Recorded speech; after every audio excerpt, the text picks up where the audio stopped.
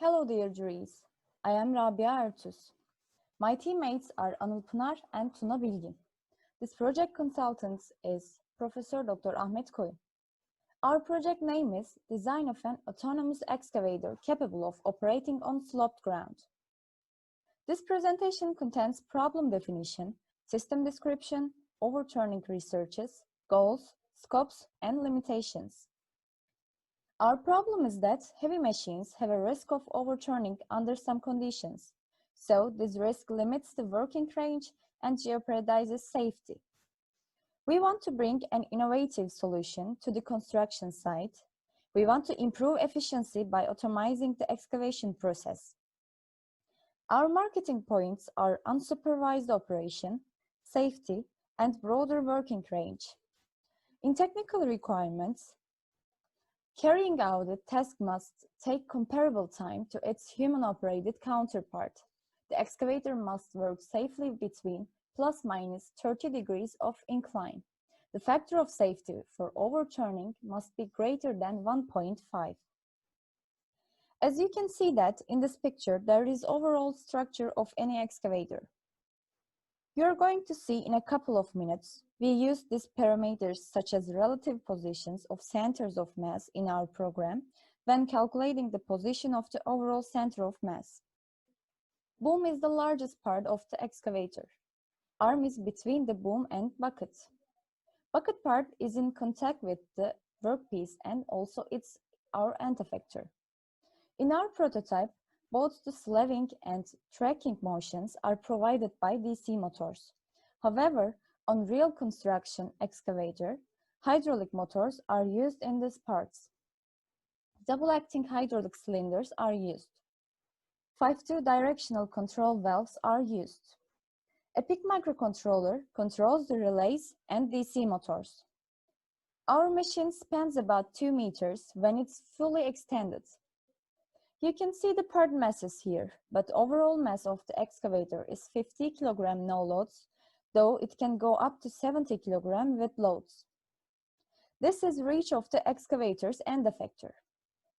Link angles can vary in this range. In this literature table, we reviewed some papers and we can use combination of these approaches. Examination of overturning instance.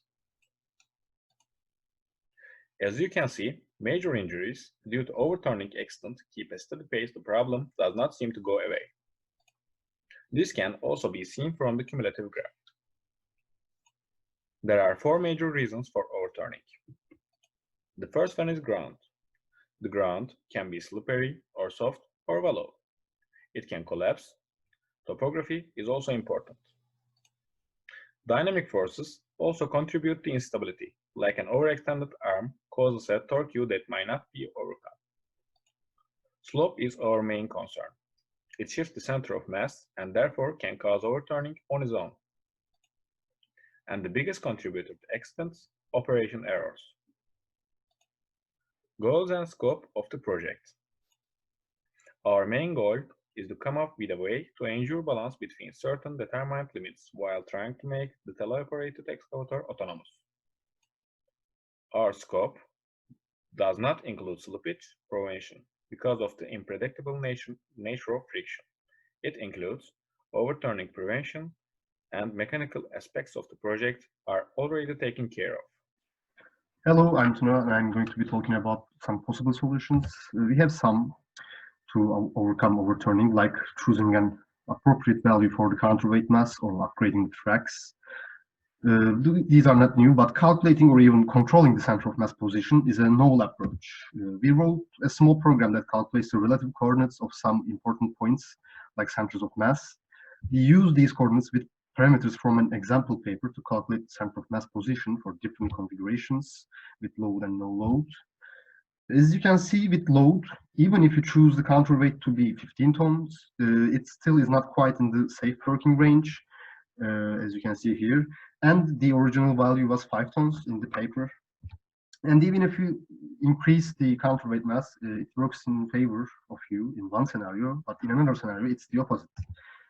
As you can see, the center of mass when 15 tons, especially in the no-load scenario, is dangerously close to the safe working limits.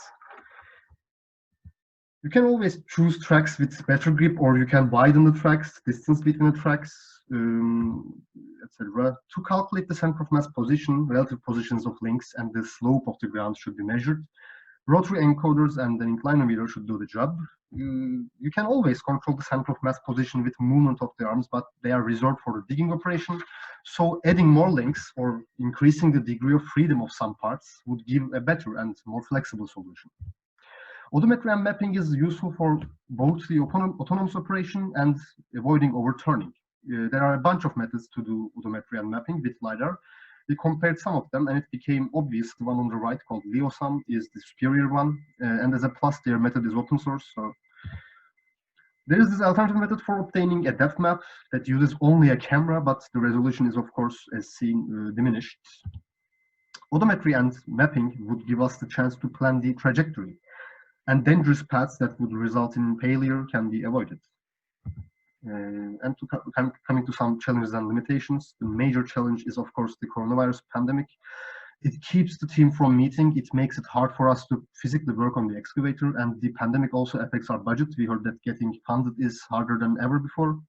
Also, finding a suitable environment for tests, experiments, and training is a challenge. And coming to limitations, unpredictability of friction and the structural soundness of the ground are major limitations for ensuring safety. Also, we have a power limit. Our control signal is going to be limited by the power outputs of the actuators. So to conclude, we are going to make the teleoperated mini excavator, and we are going to upgrade it to operate on an incline and without overturning, and we are going to do it, make it so that it works autonomously. And we have some methods that we have reviewed, researched, and we have not decided on the methods, but we have a pretty good idea where to look at. I guess we'll see. Thank you for listening. Looking forward to another presentation. Thank you.